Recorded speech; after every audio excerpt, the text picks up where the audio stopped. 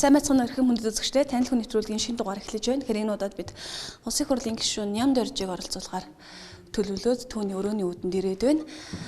Ороод хамтдаа санал тавиад үзье. Орж болохгүй гишүүнэ. За. Сайн байна уу та? Сайн. TM телевизийн танил хүн нэвтрүүлгээс явж байгаамаа. Өнөөдөр таны ажлыг сурвалжлах боломж байх болов бидэнд. Когда сурвалжил да. Өглөөний мэд.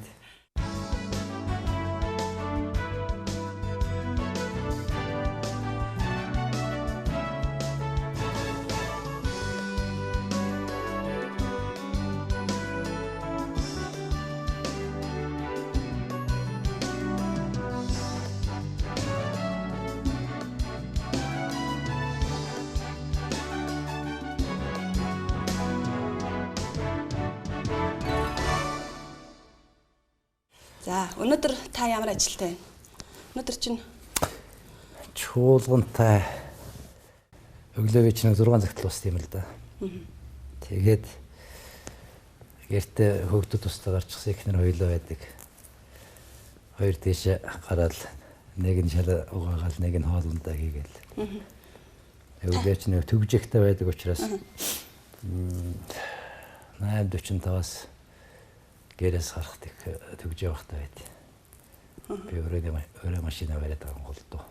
Жолооч хөлөөлөх гэж бай ядраа.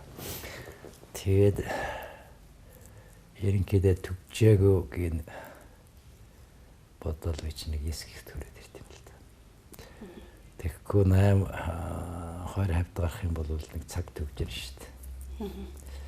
Аминда төгжнээс сутж байгаа санаа тийм. Тэгэл ажил дээр ирээл өдөржиний нурдан дотор амьдрал өнгөрч шít.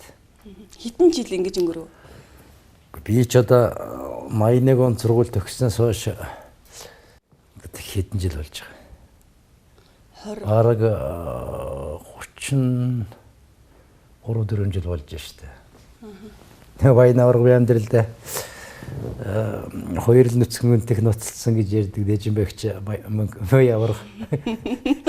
Тэрэн шиг би ч нүдэн он жилүүдэд эхнэр бид хоёр чинь 10 дугаар ангид хамт байсан юм байхгүй юу. 9 дугаар ангид нэг ангид ороод тэрнээс хойш одоо яг 40 жил болж байна. Дараа нь тэр Лүмдэ жанцсан бид хоёрыг олон жил хамт явж байгаа. 85 6 оны үеэс хойш одоо яг 30 жил бид хоёр энэ холбоотой хүн шиг явж байгаа байхгүй. Сая энэ машин бариад хаалгаар орж ирсэн чинь Лүмдэндээ нэг таксинаас бууж байна. Зам жөлөөлөд алж яах гэж саад болж байгаа юм гэж мартгадал. Ингээл энэ амьдрал чинь яваад байгаа юм да. Тий. Та түрүүнд эхнэртэйгээ ажлаа 2 хуваагаал эхэлдэг гэлээ. Та шалын нугааж гин үү, цай хоолыг бэлдэж гин үү? Шалууга хажлын голдоо гэх юм шүү дээ. Би чинь энэ хүмүүс чинь гэрөөрөнд дүүжлэгч мөжлөгч аваад хүн зараал амьдрал юм шиг байгаа. Миний яста хамгийн дургүй юм чинь тэр штэ гоо. Нэг ядчил гэртээ хэрэгжүүлээд амьдрах хэрэгтэй шүү дээ. Тэгэл бид хоёр чинь ажлаа 2 хувааж явал амьдрах шүү дээ. Би нэг хурлын дарга өгчгээд туслан дээр нэг жил үйлдсэн нүүрсэлж өөрөө л төлсөн л дээ. Тэгээд бааг л хагуусрангой манад нэг ирээд өвөл авраа. Би нөгөө нүүрснийхээ галлгааны өрөөнөөс нүүрс гэж гарч явсан чинь машин тэрж буужгаад намайг татж өмсчээ тэр чамаас нүүрс өнөртөж чинь хүн нааж болохгүй яасан юм чи яах юм. Тэг гэрийн ажлыг бол бид хоёр хуваагаал хийждэг. Зарим нь ч одоо чи бүгөөлж ин юу гээл хөөгээд байгаа шүү дээ намайг чи ордноос холдоод авах. Та дараагийн сонгуульд нэр дэвшнэ үстэй. Лавл дэвшихгүй гэж хэлэхгүй. Чин та нэг удаа лав дэвшнэ. Бас хийх ажил дутуу байна уу? Энэ сүүлчийн сонгуульч байж магадгүй их хурлын гишүүний. Нэрэн тэгээд нэг байлдаг юм бол. Хуулиараа нөгөө тэр алууч нэг 65 хязгаартай л да. Тэр хүртэл явна гэж бодох чинь нэг 4-5 жил байна да. Зүгээр одоо дембрэл шиг үедээ дембрэл метр явах юм бол дахиад нэг 15-6 жил байна л да. Ярьшиг юм уу да гэж бодож байгаа. Хаанаас дэвш гэдэг та? Шийдсэн юм алах. Тэ. Янз янзын хувилбарууд байна одоо яг шийдвэр гаргаагүй байна. Баг хурал хуралж шийдэх үү? Тэг нь. Орж ирснийх таны өрөөтэй танилцъя. Тэгэх үү? Орондоо хууль застдаг гэж загнуулж яхад энэ хууль гэдэг юм яаж бүтэх тухайл сэтгүүлч мэдээлэл хийж ясныг юм сонь зураг байт. Энэ их хурлын даргын өрөөл Бүр дээ. дээр үеийн зураг уу? Их хурлын даргын өрөөл дээ. Энэ Монголын хууль гэдэг юм чинь бичсэн цаг үеийг хараад ахлаар 40 оны үндсэн хуулиас хойш нэг хэсэг бичсэн байдаг. 60 оны үндсэн хуулиас хойш нэг хэсэг бичсэн байдаг байхгүй юу? 60 оноос хойш хууль бичсэн 2-3 хүн байд юм Монголын төрд. Цэнд гэж нэг өвг нь 81 онд улсын прокурорт намайг ажилд ороход миний өрөөнд суудаг байсан. Миний эцгийн дижил өгт. Тэр хүн тэр 60-аад оны эрүүгийн хууль, иргэний хууль гэх мэт том хуулиудыг бичсэн юм төвх байдیں۔ Тэрний дараа их махарч үтсэн хүн чимд багш байдیں۔ Үндсэн хуулийг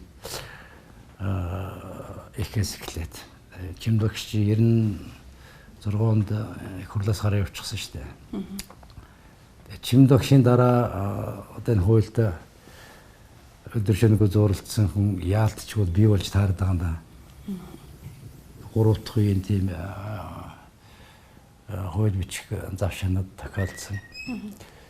За энэ чинь чар нэг бичнэ гэж үзэж өгсөн шүү дээ. Тийм төвхтэй зураг юм. Та хэд орондоо хууль бичдэг юм бааз тээ. Өнөө хэвтэж яхад үгийн сайн холбоос хараад ирэх юм бол нөгөө бичиж болохгүй байсан юм санаад ирэх юм бол барьж яваа. Босч явал суун шүү. Тэг ялангуяа 2002 оны том хуулиуд баттчих үед чинь бол хаа чамааг өчгөөс өөр аргагүй байсан юм шүү дээ. Иргэний хууль гэдэг чинь 556 зүйлтэй хууль шүү дээ. Онгоцонд явах чинь шалан дээр нь цаасаа хичгэл бичээ суугаад байдаг байсан юм шүү дээ. Тийм юм. За хууль бичих яах энэ бол миний амьдралын бараг хоол идэхтэй жил болчихсон гэд наадах чинь. Гол санаа нь бол нэг Монгол төрийн хуулийн бичлэгийн загвар юу болох гэж би амьд дотор үзээд байгаа юм л да. Тэгээд 60-аад оны хуулийн бичлэг одоо энэ миний үеийн хуулийн бичлэг бол шал өөр шүү дээ. Тэрийг одоо зөвхөн мэрэгжлийн хүн анзаарна. Иргэний хууль жишээ нь бол их хэцүүгэлэгтэй байл шүү дээ. Хуулийн этгээд гээл эхэлнэ. Килцэл гээл их модон өгтэй. Нэг бурууг шургуулчих юм бол хүний амьдрал сүйтгэж хийчих гэдэг. Эд байдаг учраас бичгээс аргагүй байдаг. Танаа чи хэдэн хүүхэдтэй байлээ? Би 2 хүүхэдтэй. Энэ дандаа миний ач нарын зураг. Хамгийн дээдлийнх нь. Нэг хүүхэд юм уу хоорондоо юм адилхан юм уу? Энэ төгөлдөр үр тоглож байгаа нь миний том ач. За. Том хүүхдийн том. Тэр далж байгаа шар нөхөр манай бага хүүхдийн том. Энэ хоёр нөхөр. Энэ нэг бамбуушин донд сууж байгаа нөхөр чинь манай бага хүүхдийн хоёр дахь хүүхэд. Тэр Америк улсын иргэн. Ганц эмэгтэй зээх нь. Энэ жоох нь. Өөдөж ихтэй хайртай. Наа чи Америк иргэн. Тэгээ нөгөө манай ч давхар иргэншил зөвшөөрдөг болсон шүү дээ. Тэгээ Америкт очиход нааш цаашаа явахлаар паспорт хэрэгтэй болоод тэгээд нэг дипломат хаалганы өгдөг паспорт өгсөн юм шиг байна.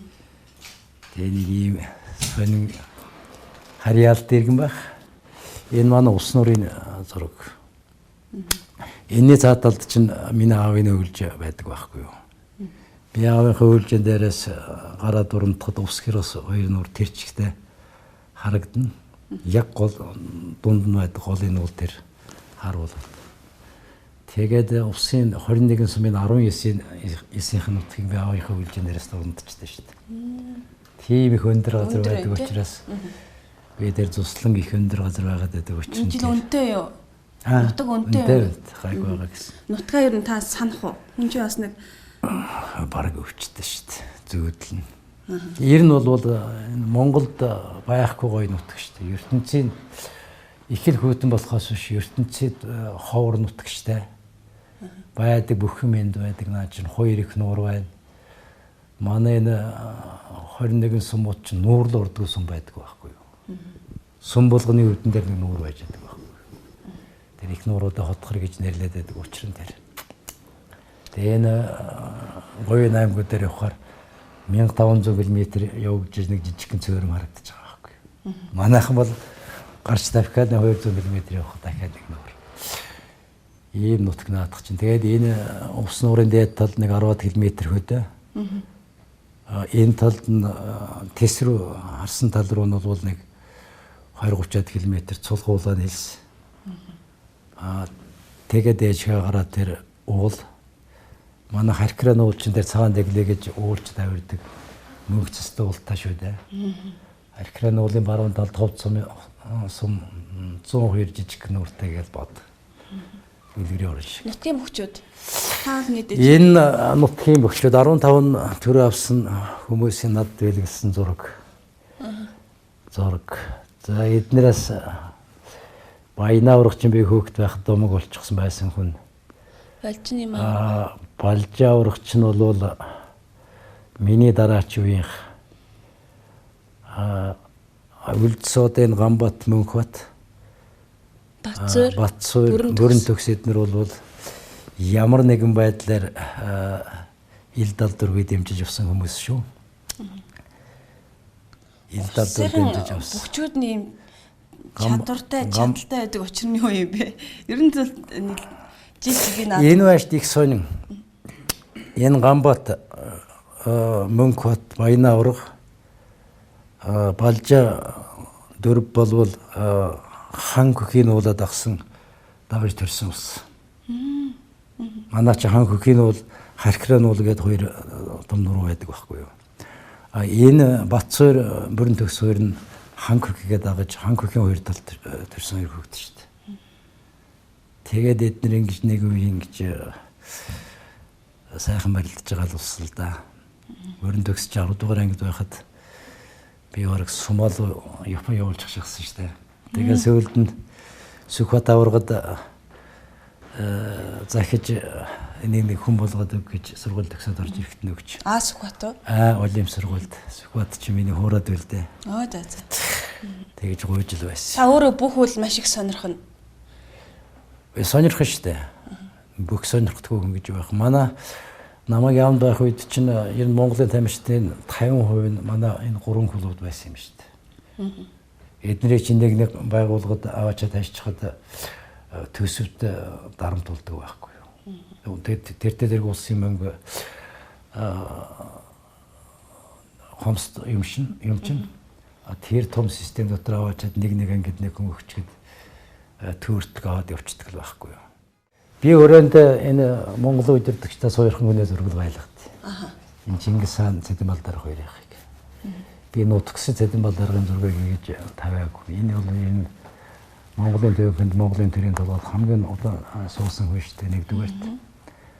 Хоёрдугаарт эсхий гэртээ Монгол орныг орчин үеийн хотос болгосон том удирдагчуд ээ. Элдвэр муу хэлж дайрдаг ч гэсэн ийм удирдагч та гэж Монголд төрөхгүй дээ. Тэр утгаар нь шинэ цагийн Монгол улсын төрийг босгож ирсэн хүн гэдэг утгаар нь би энэ хүний зургийг байлгад юм байна. За эдгээр яах вэ? Бусдуулна. Дандаа нөгөө их хурлын 6 удаагийн бүрэлдэхүүн засгийн газрын бүрэлдэхүүн гээл зургнууд байдیں۔ Энэ миний том ачаан их гоё зэрэг байдیں۔ Босоод морин хор байраад нойр маягаар эхлээд. Тэгээ яаж энэ зургийг дарсан байгаа юм. Хамгийн сүүлд нь хөгжмөө тоглож дуусчих нэг жигтэй хэн баярлж байгаа гоё. Тийм ээ. Цаач энэ ээж байгаа зураг байгаа үз. Энэ их гоё зураг юм байна. Энэ хөгжтийн зургийн уралдаан дээр бол наадах чинь бараггүй төрөлх зураг байгаа юм да. Ийм л зургуудаа энэ Батулзын засгийн газрын зураг байна. Та ер нь ач нартай л амь хүн байна да тий. Миний одоо амьдралын хүнд амьдралд сайн сайхан юм их л тохиолддог. хамгийн сайхан юм чил ач нар л байд юм байл шүү дээ. Өөрийнхөө хоёр хүүхдийг баг яаж өсгснөө мэддэг юм шүү дээ. Ажил төрлөгээл автобусанд чигцэлдэж тэрвэрчгөөгээл томын аав ээж дээр дулаа хүртэл нь байлгаал одоо эргээд бодож яхад бол нэг зууралдаг юм шиг байна. Энэ ач нар чинь бол заримдаа манад ирчгээд өдөр нь явчихлаар оройн санаж эхэлж байгаа байхгүй зарим. Ер нь бол ач нар гэдэг бол хүний амьдралын хамгийн аз жаргал авч ирдэг юм ач нар л байд юм байна. Миний аав чинь намайг бид нэрийг жилд нэг удаа үздэг юм байсан байхгүй. Хатуу юм байсан тий. Тэгээ миний том хүү аваачаад нэг сартаа байхад наваачаад гоё юм байсан үлдээ чи явсан. Аюулт ирэхлүүлсэн. 7 настай байхад нь манад авчирж өгчгээд буцаж нутагтаа очиход хонь хариулахдаа энэ чулуутаа яриад яваад байсан гэж байгаа. Энд тэгэхэд анхаа бид хоёр юм ингэж яасан гэж нэг чулуутаа очиж яриад дараа чинь чулуу арчхал бид хоёр ингэж явсан гэж яриад байсан гэж байгаа. Тэгээд энэ хүү ер нь сэтгцэн юмтай болж яана гэж манай нутгийнхаа айжсэн гэж байгаа шүү дээ. Тэгж их санаж яасан. Тэгж их хэрхлүүлж яасан. Би энэ таны сэтгүүл дээр өгсөн ярилцлагыг харж ирсэн. Нэг сонио асуулт үлээ. Та хамгийн сүүлд хизээ уйлсан бэ гэд сэтгүүлч асуусан байлээ. Их гоё дуу сонсохоор би чинь тэгэл үлийг ч уйлдаг юм а зүгээр нь үлэмс урсчдаг байхгүй юу. Ялангуяа аав ээжийн тухай дуу, усын тухай дуу гэх мэтийн аав ээж хоёрыг их гоё дуулахар чинь би энэ хоёр хөгшнөө бурхан болсноос хойш энэ дууг л сонсдог л болчихсон юм л да. Аяа бас нэг дуулах гэж оролдоно. Хамгийн сүүлд бол нодлон жил нутагтаа очиад энэ 3 жил очлохгүй байж байгаад очиад аав ээжийнхээ газар дээр очиад нэг нэрсэн шүү. Тий. Нутагтаа би ч нод энэ 75-наас хойш гарснаас хойш жилд 2 удаа нэгээс 2 удаа очих бол ирсэн жил болгоно болдог л байсан л да. 12 оны сонгуулиас хойш янз янзын шалтгаанаар очиад л байж байгаа. Нодлон аймгийн 90 жилийн ойгоор очиад нэг аав ээжийнхээ газар дээр очиж нэг нэрсэн юм байна. Тий, нутаг их сан. Хүүхдүүдийн тухай яриад гэр орны тухай, нутаг усны тухай ярихаар өөрөөрөө ирэхгүй бас сайхан орчин бүрддэг юм байна. Тэгээ улс төрийн талаар нэг танаас хэдэн асуулт асуучих бас сүүлийн үед нэлээ яригадаад байгаа. Өнөөдөр бол яригдах чинь засгийн газрыг огцруулах гэх тээ. Одоо сонгуул болох гээд хэдхэн сар дут байх чинь засгийн газрыг огцруулах хэнд ашигтай юм бэ гэж зарим хүмүүс яриад байна шүү дээ. Доктортой байдал чухал байна гэд. Энэ засагт чинь байж болохгүй юм хийгээд байна л да. Би тэр огцруулах хүчтэй гараа өсгөрдөг чинь уган зурхгүй байсан юм бэ. Тэр үндсэн хуулийн цэцэд их хурлын гишүүн засгийн газрын гишүүнийг огцруул санал гаргах эрхийн талаар маргаан өсгөд 570 өгөөд тэгээд дээрэс нь 330 сая төгрөг төсвөөс гаргаж 25 жилийн хойд зориулж яана гэж авилгын шинжтэй мөнгө өгöd өөрийнхөө хүссэн шийдвэрийг гаргуулад авчиж байгаа байхгүй. Энд чинь зүгээр л авилга л байхгүй. Тэрийг нэг төвчж болно да. Тэгэхээр нь би энэ үндсэн хуулийг цэцтэй намд худалдаж авдаг явдал Монголын төрд байж болохгүй гэж энэ наад бичгчин гар өсгөх зурсан юм байна. Яг үндсэн шалтгаан тэр. Энэ урд нь Монголын төрд ийм гарч байгаагүй. Цаашдаа гарах ёсгүй. Огт байж болохгүй юм асуудал шүү дээ. 2 хоногийн дараа үндсэн хуулийн цэц машин авчихад мөнгө гаргуулчих шийдвэр гаргасан шүү дээ. Тэгж би гар өсгөх зурсан юм байна. Тэрнээс хойш тэр тооног үүсгэх явсаар байж байгаа сая гişүүд нэмэгдэл тооног үүсэж байна л да. Тэр чинь бол айл өнгөрсөн жилийн явдал шүү дээ. Өнгөрсөн жилийн явдал.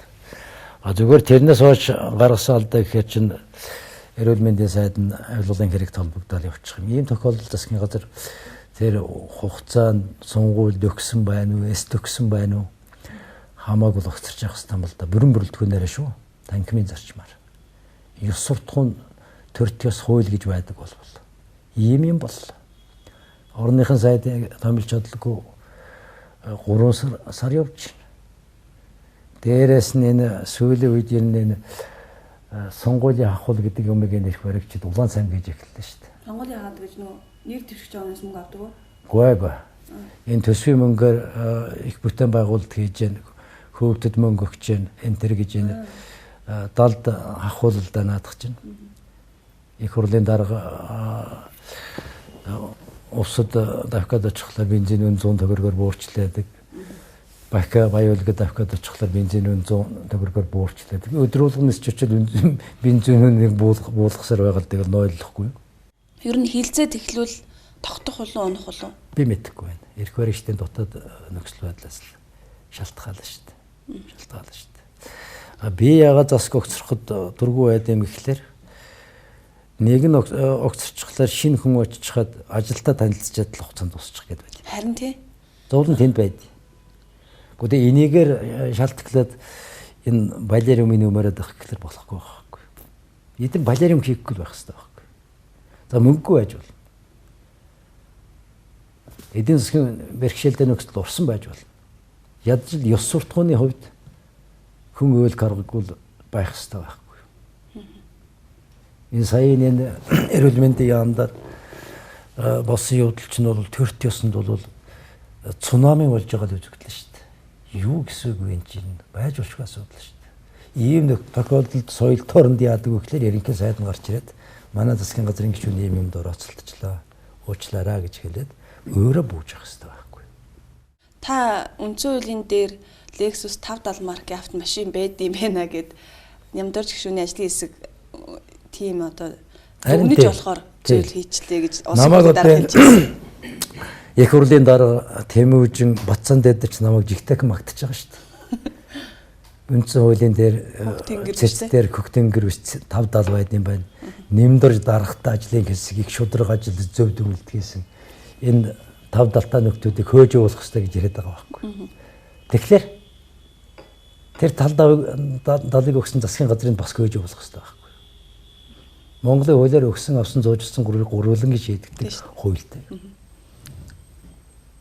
Муу юм хийхлээр миний нэрийг өмнө барьчихад байж болохгүй шүү дээ. Үнэхээр л эдгээр намайг тэгж их өндөр төргөмөлж байгаа юм бол засгийн газар бас хөөж явуулах хэрэгтэй байхгүй.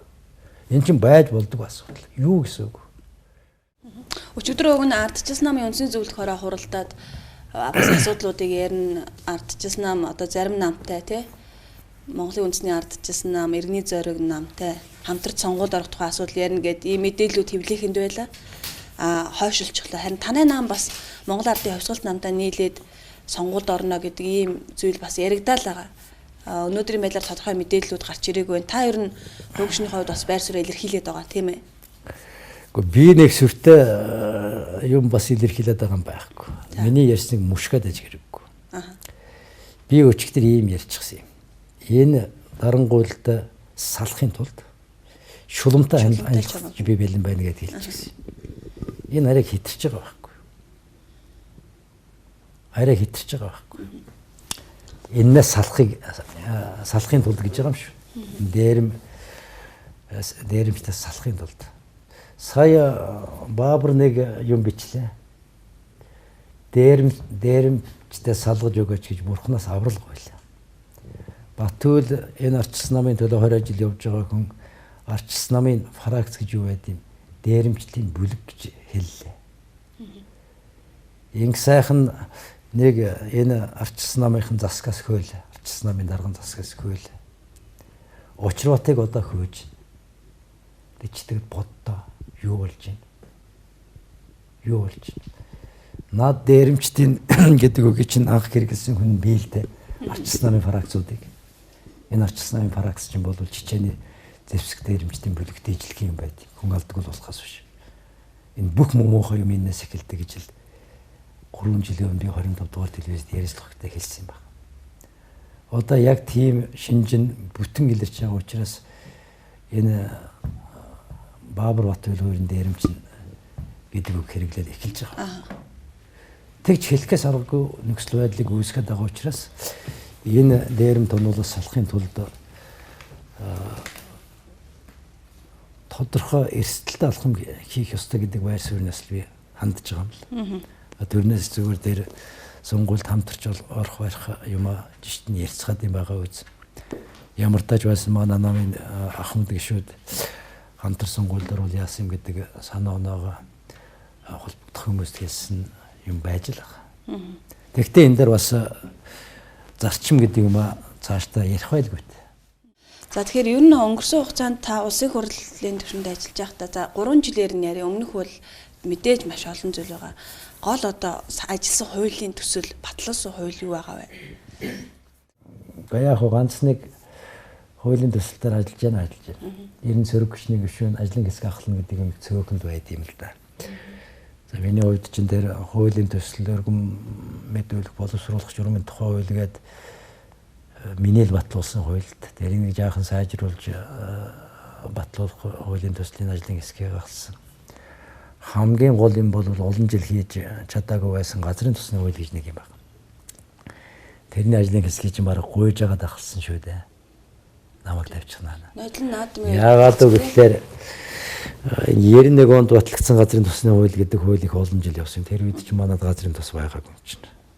Газрын тусныг та болох гэж оролдсон хуулийн төслөөс содомгой батлуулсан ерөнхий сайд байсан.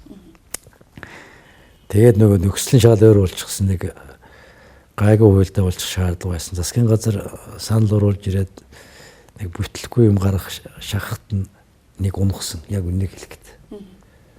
Тэгэхээр засгийн газар оруулж ирсэнээр асуудлыг шийдсэн болвол одоо энэ газрын тусан дээр нөгөө арбитрийн шүүхэд хөрөнгө оруулагчд хандах зүгтж явах тийм аюул нөөрлж гисэн байсан юм. Тэгээ янз янзын яриаг хөрөө болж алт уягтааж уулзсан энэ үг ярихад.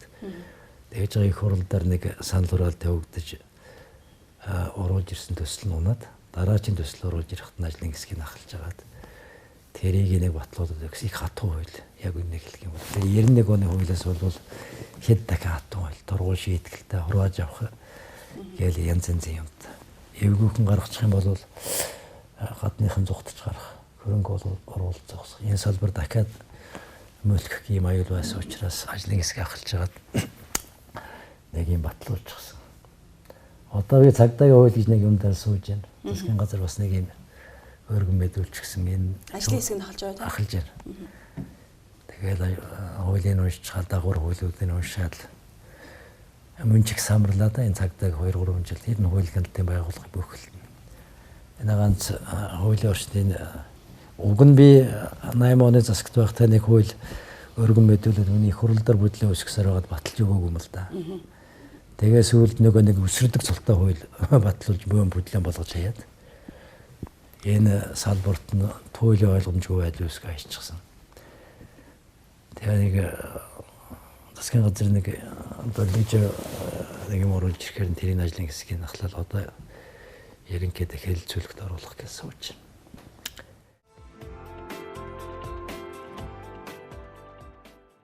Алдаа оноог шууд хилчигдэг маш юм ёж өгнүүдийг байн хэлдэг. Бэлддэг үү одоо? Бараг бэлдсэн юм уу гэмээр л. Юу гэж бэлддэг?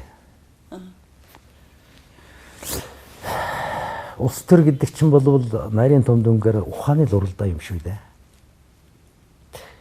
Хэн ухаантай байж чадсан л уул давдаг юм л эдэн шүү дээ. Тэг би бол урдч нэг юм үг хэлчихье гэж бэлтгэхэд байдаг юм байхгүй шүү дээ. Тэгэл микрофон аваад цаашаа явчихдаг л яд шүү дээ. Энэ улс төр тийм их ашигтай юм уу? Хүн болгоо одоо өнөөдөр улс төрлөл зүтгэдэг боллоо шүү дээ. Наа чинь баг өвчин боллоо шүү дээ.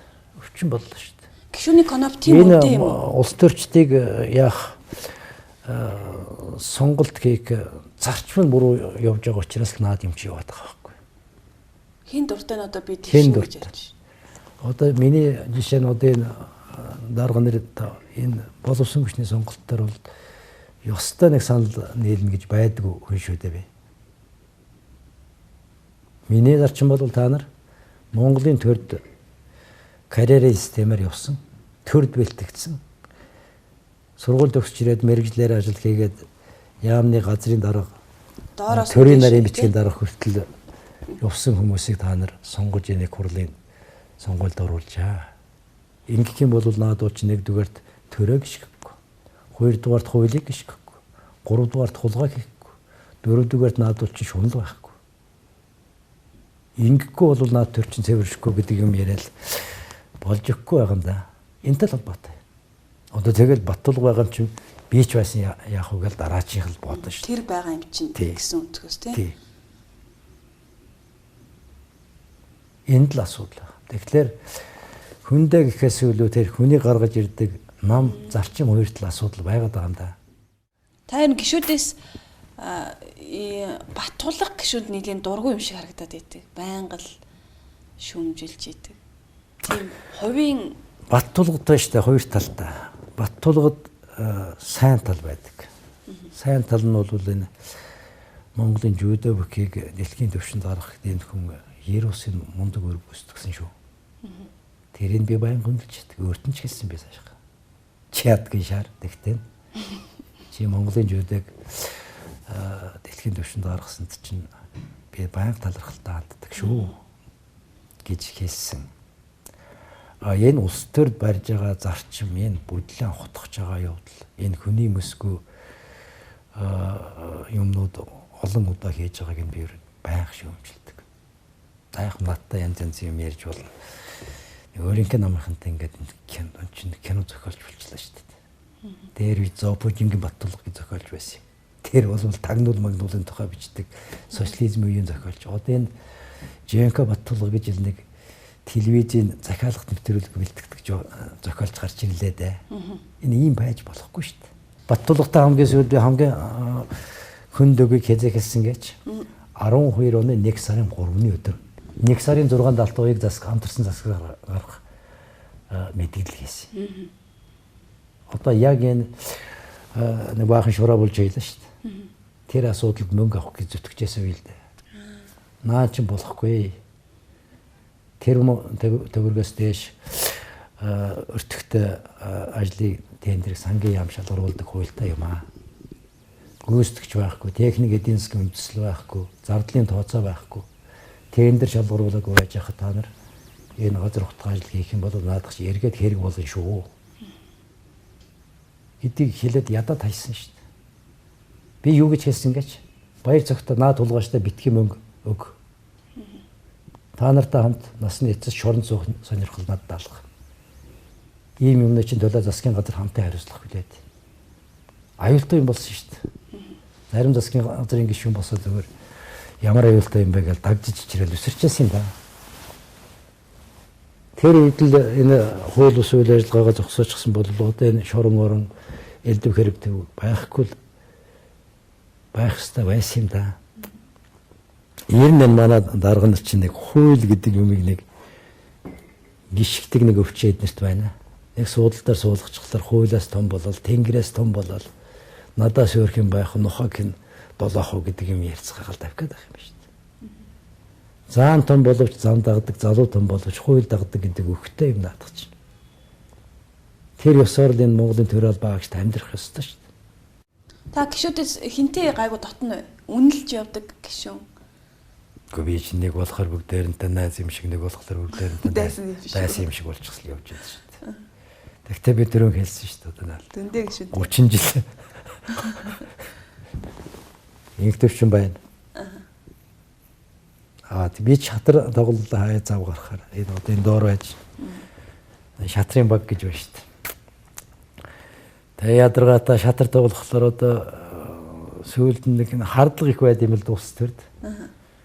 Тэгээ шатарчдын клуб гэдэг нэр өгчихсэн биднэрт. Эднэр шатраа тоглож байгаа хор найр үлдэх гэж. Ёстой тийм байдгүй байхгүй. Хамгийн сүүлд ямар хардлага явсан гэж. Энэ Жансангүй бид үндсэн хуулийн цэцгийн Жансан чинь улсын прокурорд байхад шинжилгээний хүрээлэнгийн захирал байсан. Миний дарга байсан шүү дээ чинь. Тэгээд хаяа урднаар орж ирэхлээр миний өрөөгөр бас орж ирээлээ дүндээ бид нартай шатардна л да. Тэгэхээр нэмдэрч Жансан 2 шатар тоглодог учраас захиалга өгч байгаад үндсэн хуулийн цэцээр дуртай шийдвэрээ гаргуулж байгаа гэж хардаад байгаа байхгүй. Бид нар тэр шатрын чинь хойно ярихдаа суухтаа бол тэр ямар ч тийм улс төр юм ярьдаг болсон шүү дээ. Үгүй энэ одоогийн дарга нарын хаар гэж чир. За яг хөө Жансан бюронд шатар тоглож байгаад өөрийн катал татчтэй маа гэхэд Учир Батхойг би жишээ яаж татах вэ? Тэр чи 9 хүний нэг шүү дээ. Одоо сая тэр юуны 8% зээлийн хөг цэц зогсоор шийдвэр гаргал энийг нэмдэр захиалга өгч гаргуулсан гээл баахан ярьцгаава их хурлын даргаас эхлээд би тэр арчсан намын 8 хүнийг харьяалтан 8 хүнийг яаж өөртөө татсан байх вэ? Сүнсгүй энэ одоогийн энэ дарга нарт ер нь сүнсгэл болчихсон юм шиг байна. Зүгээр бол яг шатар матад байгаа юм зөндөл гарч. Шатрын клуб тийм байх уу? За Оюнбаатар хаяа орж ирж хатуу хөтөг сонсон байж ганц нэг юу бэл нөгөө Дэмбэрл гişүүн нөөчгөн. Дамдны Дэмбэрл гişүүн үү? Тий. За гол за хаяа портод орж ирээд ганц нэг амар жаргал нэг ганц нэг орж харагддаг юм. Тэгээ гол клуб бол одоо Лүндэ Энг төвшин Батэрдэнд бид дөрөв. Хэнийг та хождгоо вэ? Үнцэн гişүүд. Гадаг аваатал яашт. Тэгтээ бол Лүндэ өлөөдөө. Лүндэ өлөө. Энэ улсын хурлын гишүүд иргэдийн нүдэн дээр телевиз харахаараа хоорондоо ингээд өстөн дайсан юм шиг хоёр талаасаа ингээд муудалцдаг. Амьдрал дээр гараад бүгдөө л одоо найзууд бүр одоо муухай хараар хэлэх юм бол мөнгөөр ингэж холбогдсон олигархууд байдаг гэж ярьдаг л та. Яг та энэ олон жилийн парламент сууж байгаа үед яг тийм зүйл үнэхээр байх уу? Нам дамжсан олигархын бүлэглэл гэж л ярьцгаагаад байгаа. Энэ бол шийдвэр гаргахад мэдрэгдэн шүү. Хэдэн хүн байх вэ? Нэг мэдгэтэл зөндөө. Одоо энэ ялангуяа эрх баригчдын чинь баг талаас илүү хувийн дандаа олигархууд шүү дээ. Танай нам Манадад ч гэсэн байна. Одоо жишээ нь өөдөө сараа сууж явахад арчсан нам талаас нь дандаа олигархууд л харагдаж байгаа шүү дээ надад. Эдгээр чи шийдвэр намын чанаа олигарх биш, танах илүү юм биш. Манайх илүү биш. Харьцангуй цөөн. Харьцангуй байна. Цөөн. Нөгөө талд бол олон байна. Тэгээд нэг үе боддог л байсан. Энэ бизнес эрхэлжсэн хүмүүс орж ирээд төрийн ажлыг биднээс илүү сайн яваад явчих магадгүй. Бизнес хатуу хөтөг үзэмсэн гэж горддог байсан байхгүй би. Магадгүй гэж. Үгүй юм байна. Илт мэдрэгдэж байгаа юм бол яг бизнесийн эрхч гүндэгдээд ирэх юм бол нөгөө улс төрийн намын харьяалал, үзэл бодлын зөрүү, зарчим марчим гэдэг юм чинь бүгд байхгүй. Болчтой юм байна. Тэгээд чуулганы тангимд биш өөр газар очиж гарах шийдвэрийнхаа юмар далдуу тохиролцдог. Тэгээ хажууд байснаа хамчдаг. Ингээд буруу шийдвэр гаргах юмлоо явуулаад байдаг аюултай юм байд юм байна. Гол асуудал хандлага нь хууль зарчмаар биш. Зоосны нөхөр, зоосны эрх ашигар коноптарх ийм аюул илтэд мэдрэгдэж байна. Та заримдаа би бизнес эрхлэн явждаг байжтэй гэх юм бол илүү одоо баян чинэлэг явдаг. Тэгж бодох уу? Би мөнгө бизнес яриад эхлэхээр миний нойр хүрээд эхэлдэг байхгүй юу? Би тэр чинь чадахгүй. Нэгдүгээрт, хоёрдугаарт над тийм сонирхол байхгүй. Гуравдугаарт би чинь сургууль төгсөөд энэ төхөр гэдэг юм руу гიშгэд орчихсон учраас тэр миний дарга байсан надтай хамт ажиллаж байсан төрийн том хүмүүс чинь миний бие шингэж гэдэг шүү дээ. Одоо жишээ нь хулгай хийж болдгоо гэдэг зарчмын чинь бол энэ Лүндэ бид хоёр хулгай хийж чадахгүй байгаа чинь цог байна энэ прокурор. Энэ том прокурорууд биднэрт суулгасан чип байхгүй. Миний амьдралын зарчим шүү дээ. Юмд чунах шиг аддаг юм байхгүй. Чи энэ төр зүтгэсэн бол чин шударгаар энэ төр зүтгэл дуус. Бизнес эрхэлж баяжих сонирхолтой байгаа бол эндээс гараад тэр бизнес эрхлээд яв гэдэг зарчим. Гин одоогийн улсын шунал гэж. Бизнес эрхлэх гэж төрлөө ороод байгаа юм шиг. Мөнгө олох гэж тий. Тэгж. Одоо наадах чинь бол би өвчин боллоо шүү дээ. Ялангуяа залуу талдаа. Залуучуудыг их хордуулж шүү дээ. Хамгийн шудраг шимч одоо юу болчиход байна вэ гэхээр жирийн сайхан дууд карьераас бэлтгэсэн төрөө албаагчд өөтөн байна. Эднэрт Монголын улс төрд гिचх газар байхгүй болчихсон. мөнгөтэй болж ус төрөл уурн сайд болон дарах бол. Миний яамдат миний дуур байсан хүмүүст бол энэ ус төрөл уурах хаалга нь хаагдчихсан. Энэ эдийн засгийн нөхцөл байдал ер нь дороотж байгаа нь харагдаж байна л да тий. Төрийн байгууллагууд цалингаас өөр, цалингаа чүү тавьж байна. Долларын ханш 2010. Сангийн сайд нь одоо эзгүй байна. Мөнгөнд явсан сураг байна. Гаднаас мөнгө авахар маш өндөр хүүтэй олдож байна гэж байна. Цаашдаа ер нь энэ хүндрэлээс ер нь яаж гарах вэ? 16, 17 онд ер нь Монгол улс бараг дампуурч шахах юм биш үү гэдэг ийм айдас иргэдийн дунд байна. Байдал цаашдаа их хүнд өргөлжлөн шүү. Дандаа алдааны зуулаас нь энэ болж байгаа. Та Twitter ашигладаг уу? Үгүй шүү. Ашигладаггүй юу? Уншдаг уу? Би бол бааш энэ улс төрчид ялангуяа их хурлын дарга ерөнхий сайд нар их хурлын гишүүд энэ Twitter л урж элдв юм бичдэг хуулиар хориглох ёстой гэж үздэг. Эдгээр ажлыг хийхгүй шүү дээ. Байнга жиргээд үү? Байнга жиргээд.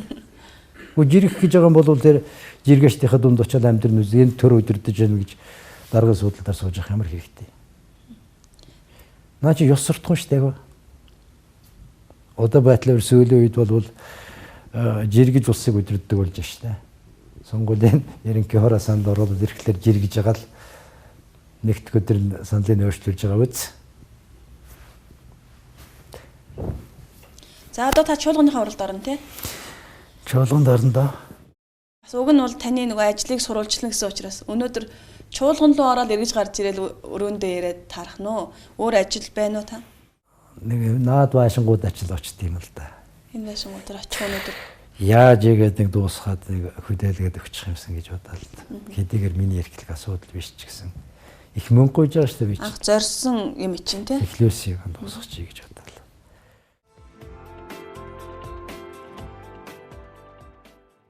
Яамны сайдаар ажиллаж байхдаа нэлээд олон барилгын ажлыг бас эхлүүлсэн. Тэр барилгууд бол эхнээс ашиглалтанд ороо явж байгаа шүү дээ тий? Нэгнийх нь ажлаа танилцъя гэж бодож байна уу та? Энэ 2000 оны засгийн газрын үед их махны төсөл баригдсан. Хууль зүйн төсний хүрээд ингэ байшин л да. Гайгүй хөөрхөн байшин. Цомхон. Энэ цаатал нөгөө эмнэлгийн байшин шүү дээ. Хуучин аюулаас хамгаалахын эмнэлэг гэж байсныг буулгаад урд тал нь амбалт орно. Энэ тал нь 260 ортой эмнэлгийн ийм л байшин байгаа. Ерөнхийдөө урд талынх нь корпус дуусч байхад би яамнаас явсан юм шүү дээ. Хойд талын дуусгаад ашиглалтанд оруулчихсан бол энэ ч одоо бараг 2 жил үйл ажиллагаа явуулж хугацаа өнгөрчлөө шүү дээ. Тэгээд замаас нь бүлгүүлээд ингээд явчихсан. Энэ талбайг би хотынхны гуйжж мөнгө 2 байхад засаг дарга байхад гуйжж энийг янзлуулсан.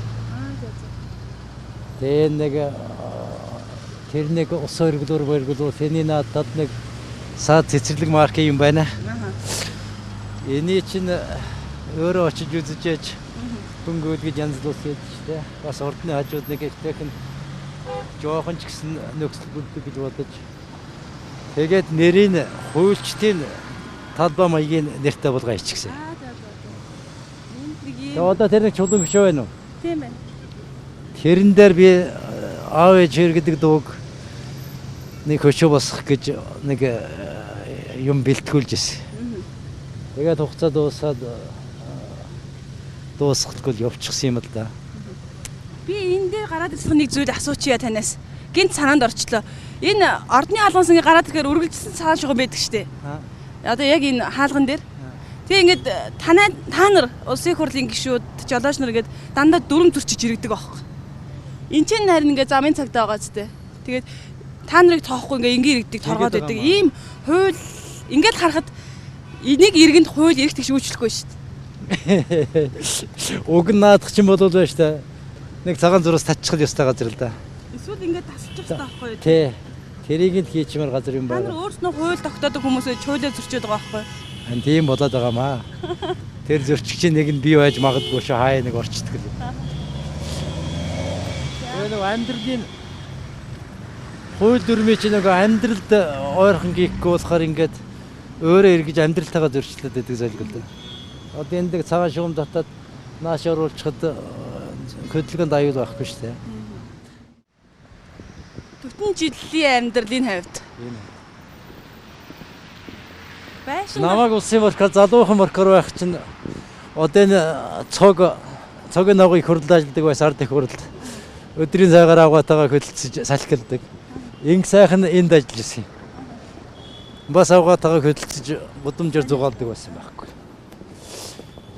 та бас хөтөлцөл явдаг байв. Үгүй ээ. Ээж авгаатайгаа хөдөлсөж явж чаддаг. Энэ шуурх өдөрлөгийн төвийн байшин гэж солонгосын зээлээр бариулсан байшин да. Ингээ тавдан байшин байгаа үз. Тийм ээ. Энэ нөгөө хотын мэдээллийн сүлжээг сайжруулахын тулд цагдаа гал төмөр онцгой гурвын эмнэлэг.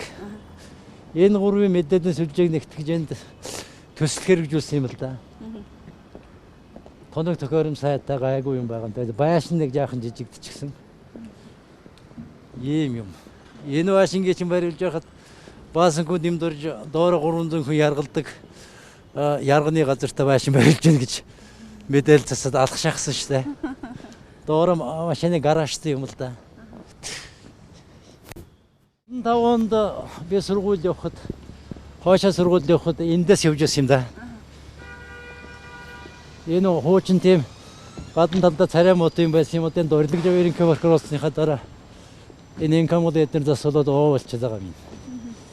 Эндээс чинь тэр үе чинь улсын маркарч нөгөө төрийн хуулийн биелэлтэнд дээд хяналт тавих эрх үүрэгтэй Монголын хуулийн нэг номерын байгууллага байсан байхгүй юу. Тэнд хамгийн сайн оюутнууд шилж явуулдаг. Тэгээд 75 онд коллеги урлаараа хойш явахад Афгагүй инкийн маркар байсан. Том биш улсын наашин золтой хүн байсан юм шүү дээ. Эндээс би сургууль явж байсан. Энд би бараг 10 жил болсон да. Би бол маркарын үндсэн боловсон хүч юм байгаа. Одоо энэ 90 оноос хойш чинь хуульчдаас энэ голдуу маркаруудыг хөрөлцөөсөн шүү. Бямжог гэдэг эмэгтэй байлаа. Одоо энэ цог байна, би байна. Оюнбаатар байна. Лүндэ Жансан маркар байсан. Гэт. Дээж шүүхийн системээс ганц хүн хурд байсан тэрийн шар удирж. Одоо энэ үндсөөлийн цэцэд байгаа Жансан чинь энэ маркарын хүрээлэнгийн захирал байсан хүн шүү дээ. Монголын том үйлчлэлийн нэг яалтчгүй Жансан мөн шүү. Одоогийн энэ өсөрдөг залуучууд хажууд чинь том юм байхгүй юу. Тэр үеийн дэжиг маркар хоёр чинь энэ байшинд багтдаг байсан байхгүй юу. Одоо хоёрын байшинд багтахгүй болчиход байгаа нэг гэхээр чинь сонир байгууз. Ийм юмнууд байд юм да. Тэний төрөний бүтээн байгуулалт барагцаалаад ер нь энэ бүх одоо таны санаачлаад хийж байгаа байрлал байшин гот. Хүмүүстээ. Одоо жишээ нь тэр дотоод иргэн сургууль чинь 35 тэрбум төгрөг. Энэ эмнэлэгт нэг 17-8 лав гарсан. Энэ цагдаа ерөнхий газрын контор чинь 11-д болсон байх шүү. Цувуулаад байхлаар төсөвт мэдрэгдлэг болчт юм л да. Жохон дарамт багтаагаар. Дарамт багтаагаар. Төсөвтэй чадгүй, систем чадгүй. Гандангийн байшин чинь энэ 20 гарчихсан. 24 топ байна. Архив нэг 10 гараад явчихсан. Тэгжил босч байгаа. Би нөгөө ачнараа машин цуулгаад туслан явна л да. Тэгээд тэр хойд уулзрал зогсохдоо өөгийнхэн дөрвсөн байшин гэж зааж өгдөг. Тийм үл гэж сонирхолтой байдаг юм шүү дээ. Энэ байшингийн энэ шатн болохгүй байгаа юм чи. Бүгийн байгаач энэ чулуу шаттай болгох гэдэг энэ өвөл ашиглалтанд ороод явуулсангүй л дээ. Байшин гэдэг чинь жижиг юмнаас дизайн өөр болчихдог гэдэг шүү дээ. Одоо энэ дээр ийм нэлээд тийм бүдүүн тийм чулуун шаттаг хийчих юм бол энэ чи янзын гоё харагдаж шүү. Энэ чинь бол нэг шог зургандаар гардаг сав харчихсан өвгөн шиг харагдаж байгаа юм шүү. Шатна. Байшин дээр жижигдсэн юм байна тий. Энэ дээр үеийн хаадын үед амрын одоогийн шиг энэ цэрэг дааны зориулт их мөнгө зарж ясан биш. Олсон мөнгөө ер нь голдуу тийм мундаг байшин зарсан байт юм шүү дээ. Тэр дээрээс нэг бөмбөгдөө аччихсан. 2 дугаар дааны үеэр. Тэгээд тэр нөгөө Вашингтон суурийг бөмбөгдөө аччихсан юмыг ингээд гаргаад өдөрсөн болгоо тавьчихсан байдаг аахгүй. Тэрийг чи очоод төөлн штэ. Хэр зэрэг зузаа юм байсан. Метр 2 метр 50 сүртэй байсан хийжсэн баг. Мөн багаж. Манад бол энэ хот байгуул гэдэг юмыг л чадахгүй байгуулсан та. Батуулыг хотын даргуулахад би өөрийнхөндөө ч хэлдэг байсан. Та нар энэ хот байгуулт гэдэг юм үн мөнгөний чамаагүй гаргаж ягаад гаднаас Японууд авчиж тавиа. Цаадуул чинь юм хийгээ сурчихсан. Бид бол гэрээ амьдралаас байшинг амьдралд дөнгөж шилжиж байгаа арт юм учраас энэ хот байгуулт гэдэг юм чинь угаас сураагүй ус гэдэг юмыг л захиж хэлдэг юм. Тэгээд эдгээр юугаа хийж байгаа. Одоо ингээд шаваардуулж байшин бариад эсвэл нэг өндөр тэрний хажууд 3 давхар намхан байшин гэхлээр ерөөс болохгүй байгаа хөөх. Тийм байгаач. Одоо энэ эднийг харж ах чинь ингээд нэг шон шиг юм хажууд нэг юм хавтгай юм. Вашингтон жишээ нь тэр Карандаш гэж юм байна. Тэрнээс яшаа байшин барьж болохгүй гэсэн хуультай газар шүү дээ. Мөн биз? Ямаа нэг харж байгаач. Өгний өндөр барилгууд барих бол нэг газар л барай ачдаг л дээ. Цэвэр өндөр байшингуудын хороол маягийн. Манай тэр нь баг.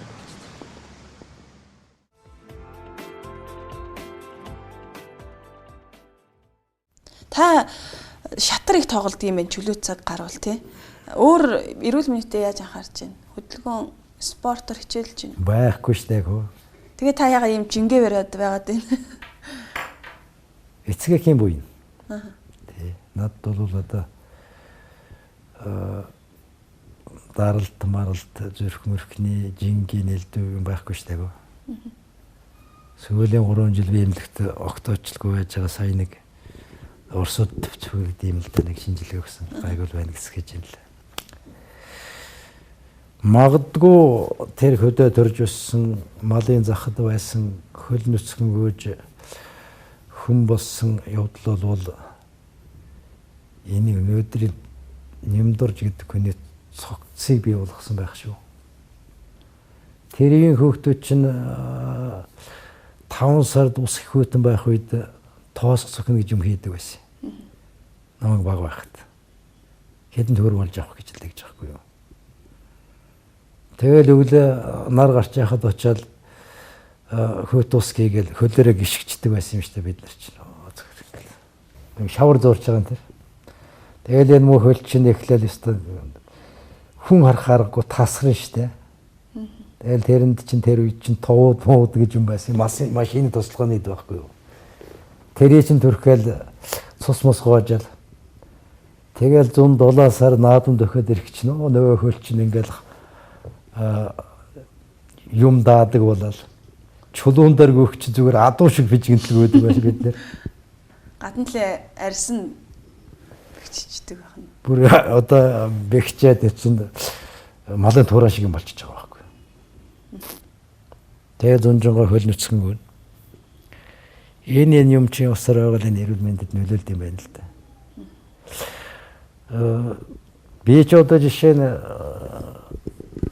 хөрсний ажилчин гэдэг нэртэй байсан юм шүү дээ. Залуудаа юу? Хүүхэд байхдаа. Хүүхэд байхдаа. Аав ээж хөөч нэг 70 төгрөгийн цалинтай сарын. Амралтаар очихлоор 20 төгрөг өгнө. Чихэр авч идэг гэж, борск авч идэг гэж. Би тэрнээс нэгч төгрөгөөр чихэр авч үзээгүй хүүхэд байхдаа. 20 төгрөгөө хадгалж агаад хэсгийн төлөөлөгчийн тус зөөж өгöd сарын 25 төгрөг авна. 45 төгрөгтэй хүн чинь бол дүүнэртэй, чихэртэй, өмсөх гудалтай, өмсөх малгайтай амралтаар авчдаг байсан юм шүү дээ. Манай ангийнхан намайг хөлсний ажилчингээ дээр өчс. Тэр үчин хөлсний ажилчин гэдэг чинь хамгийн муу хүн байсан юм чинь. Хөрөнгөтөн орны хөлсний ажиллаж байгаа. Тиймдэр хүртэл зөөж явлаа шүү дээ. Юмд хямхтаа ханд сурах гэдэг чинь тэгээд эрүүл мэнд гэдэг юм чинь бол өссөн орчноос л их нөлөөлнө шүү дээ хөө. Тийм шүү тий. Би жишээ нь одоо энэ үнэмлэхгүй сэтгэлгээнд эрхчлөөтэй хүн шүү дээ. Дураар. Хитрхи дураараа юм надаас өндө харагдаж байгаа шүү дээ. Тэр чин тэр хөдөөсснийг. Хотынхан хоёр баашингийн хооронд чихэр үзэмгүй оцолтож явдаг ийм нөхцөлд өсдөг. Тансаг амьдралд. Хөдөөнийх нь морой тогчмчгаад тэр 20-30 км газар руу гэрлүүгээ амралтаар явхад эсвэл явгангүйгээд очиход тэр хооронд чинь тэр үнэмлэхгүй эрхчлээ гэдэг юм чинь байдаг байхгүй. Тэр эрхчлээ чинь намайг хүнд захирах дургүй амт болгочихсон юм шиг байна. Хотын ардчил марчил эрхчлээ гээл энэ хотынх нэг зөндөө ярьдаг байхгүй юу. Эднэрийн тэр ардчлалын үнэмлэх эрхчлэнээс миний төрөлхийн эрхчлэний мэдрэмж гэдэг чинь болвол 90 усын эрхчлээ байгаа штэ хөө. Би жишээ нь дарга нарт хэлдэг байхгүй. Та нар намайг захирахгүй. Би та нараар захируул хортой юм гээхгүй. Над би бол ганцхан даргатай. Тэр бол сонгогчд. Над өөр дарга байхгүй гэж. Томрын шүү дээ. Тургуу хөрвөл. Би хулгай хийхгүй. Төрийн чарж би муу хийхгүй. Тэгээд та нар намайг захирах гэж битгий оролдоод. Бас миний хэлгүйгийг заах эсвэл хуймах гэж битгий оролдоод. Та нар зүгээр намайг л энэ чиглэлээр захирч чадахгүй. Гэж хэлчихэл хаалгын савчаал гараа явчих шүү дээ. Дургуу хөрвөл. Зарчмаа хамгаалах үед. Миний боддог нэг л том юм байт. Хүний итгэл рүү ус цацахгүй байх. Сонгогч ард түмний. Тэр хүний сэтгэлгээний эрхчлөөг худалдаж авахгүй байх. Доромжлохгүй байх. Одоо нэг нүүрс тараагаал битэн тараагаар алийг алдаж байна. Хинт хэрэгтэй юм доромжилж байгаа. Тэрэн дөрвөл энэ төрлийн зовлон ийм юм байна, жаргал нь ийм юм байна, бэрхшээл нь ийм юм байна, ийм юм хийж чадна, ийм юмыг эсгийж чадна гэж хэлээд явбал энэ сонгогч ойлгодог л байхгүй юу. Тэгэхээр эцсийн дүндээ Монгол хүн өөрөө бас их эвдэрч штэ энэ улс төрчд. Улс төрчд нь ард түмэн эвдээд байгаа байхгүй юу. Энд л өнөөдрийн энэ зовлон талаа байна даа. Бидний өсөлтийг хүлээж аваад нэвтрүүлэгт маань орсон танд маш их баярлалаа. Таны ажилд өндөр амжилт хүсье. Ингэж бодож байна. Одоо энэ ард түмэн нийтээр хариуцлах хүлээх цагт өглөө. Энэ сонгуулийн үеэр хүссэн хүсээгүй энэ олигархууд мөнгө тараана. Энэ цадаг гүйтгээд мөнгө эзүүл ил далдуур тараана. Зарим нь одоо тараачихсан ч байгаа. Зарим нь одоо тараах гэж байгаа. Зарим далдуур тараах гэж байгаа. Энэ тэсэхгүй. Сурсан юмыг сураар угааж болдгоо гэдэг үг байдаг. Тэгэхээр энд л хуурт ба. Энэ Монголын төрд худал хэллгүй, хулгай хийлгүй, төрийн төлөө төрийн хүн шиг явчих хүмүүсийг сонгоход л ээдээ хүн болгоно бодож анхаарал тавихгүй болвол энэ улс хямрал хүндрэлээс гарахгүй шүү. Сонгуулийн үеэр баахан гоё юм ярина. Сонгуулийн дараа намагт суудгаараа сууна. Тэгэхээр ард түмэн энэ хүндрэлээс гарыг гэж байгаа бол сонголтоо л их зөв хийхгүй бол хэцүү онцгойд он жилүүд урд талд байгаа шүү. За баярлалаа танд.